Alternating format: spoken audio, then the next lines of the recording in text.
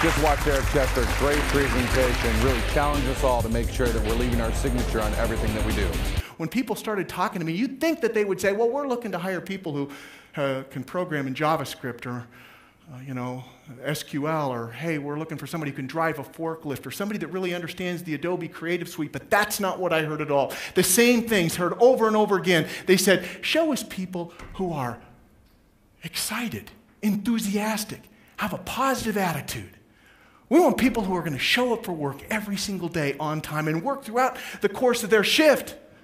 We need individuals who know the difference between a personal and a professional life, who are going to come to work attired, representing us, not in fuzzy bedroom slippers and a t-shirt that says my inner child is a nasty bastard.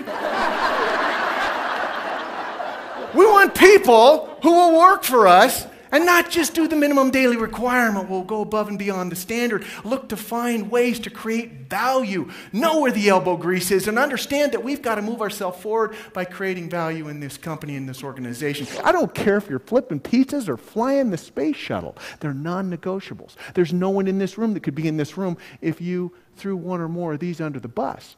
You think about the people that report to you right now. What if they were excellent in 6 of them, but really bad in the 7th? What if everything was perfect, but you just couldn't trust them? Or you could trust them, everything was great, except they just didn't show up 2 or 3 days a week. Or everything was perfect here, but they just did the minimum. They didn't push themselves to do any extra. See, they're non-negotiables in every single business, in every single industry, in every single career, at every single level. As an award-winning keynote speaker, an in-the-trenches expert in generational differences, and the author of the only business book on work ethic written in the last 100 years, Eric Chester is the premier expert on what today's leaders need to do to engage, develop, and retain the emerging workforce. And right now, as an employer, you probably have certain questions when somebody new comes into your place of employment. You have to ask yourself, what is it they know or don't know about these 7 fundamental values? What do they know? What don't they know? But it's not just what they know. It's also important to understand what they may do or not do with regard to these 7 values, right? So we've got this real interesting quadrant here, if you think about it. 4 points between what they know and what they don't know, which is their cognizance, and what they will do and not do based upon that, which is their compliance. And at the intersection, cognizance and compliance, you have 4 interesting styles of behavior. See, if you have employees in your workplace that don't know what to do and they don't do anything, you know what they are? They're idle. Now, you've heard of American Idol. This is a different kind of idle. But when a person is idle, they have absolutely no value to you. It doesn't matter. If I came to work for you and you put me in your parts department, I guarantee you I'm going to be in this quadrant. Now, I have a master's degree, I've written 5 leadership books, and I've lectured around the world. You'd have to think, I know a lot, right? But I know nothing about parts. So I would stand there, I wouldn't know what to do, and I probably wouldn't do anything. All of a sudden, I'm idle. Now, what happens if I just start entering numbers into a keyboard and I happen to get one code right? Boom! You hit the lottery. I don't know what to do, but I wind up doing something right, and then I'm lucky. Now, lucky isn't bad, it's just not sustainable. You can't run your business on luck. What happens if an employee knows what to do and doesn't do it?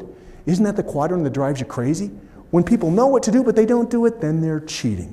And of course, I'm speaking to them, not us, because nobody in this room has ever cheated. I mean, nobody in here has ever driven 1 mile an hour over the posted speed limit. Nobody's ever ripped off a tag off a mattress or a pillow, because it clearly states don't do that under penalty of the law. See, if you're busy right now as a leader putting people into these quadrants that work for you, let me tell you something, that's a dangerous trap, because these aren't labels for the people that work for you. These are quadrants of behavior, and people move in and out. We've all been idle, we've all been lucky, and we've all cheated. You know where you want the people that are working for you right now, whether it's the front of the house, the back of the house? Every member of your team, everyone who's getting a paycheck that you're writing, do you know where you want every single employee? You want them in the quadrant that says, I know what to do, and I'm going to do it. I know what to do and I'm going to do it, because when they know what to do and they do it, now all of a sudden they have value. They have values themselves and they are of value to you. And when you think about it, that makes you, their leader, part teacher and part motivator. Because what you're trying to do is teach them what to do and then motivate them to do it. Eric offers practical ideas and actionable strategies that stimulate employee engagement and bolster productivity. And he helps leaders drive sales and service into their front line by showing them how to develop their people from the inside out. Rules without a relationship lead to rebellion. Rules without a relationship lead to rebellion. If I don't like you, I might do what you're telling me to do when you're standing right over the top of me. But if I think it's a ridiculous rule, the moment you turn your back, I'm going to see if I can get away with doing it my way. And maybe my way and your way puts me in the cheating quadrant. So it's important to get personal, to know that individual at a core level. What do I know about the people who work for me? The more I know about you, the more I'm able to find connecting points. The more I can find ways to motivate you, solve challenges, and overcome conflict. Relevance just simply says, here's what I want you to do, and here's why. Now, mature adults are not warmly receptive to the notion of attaching rationale to everything we ask young people to do. We think to ourselves, I did what I was told, and I expect them to do what they're told. I say jump, you say, because that's the way you played the game. But here's the thing. You can't manage them the way you were managed. You can't teach them the way you were taught. You can't parent them the way you were parented. The golden rule says, do unto others as you would have them do unto you. But the platinum rule says, do unto others as they would have done unto them. That puts the onus on us to know who they are. It's so important to make the instructions that you have, especially when it comes to these values, crystal clear. What does reliability look like in your business? When you say you're on the schedule at 1 o'clock, what does that mean? Most people say, well, I have to be there at 1 o'clock. Really? You think LeBron James shows up at game time? You think he gets out of his Bentley at 7 o'clock for a 7 o'clock tip-off? Or was he there several hours earlier because, baby, when it's game time, you got to be ready to go? Are you enforcing that throughout your organization? Do people really understand the clarity of the rules that you have in place?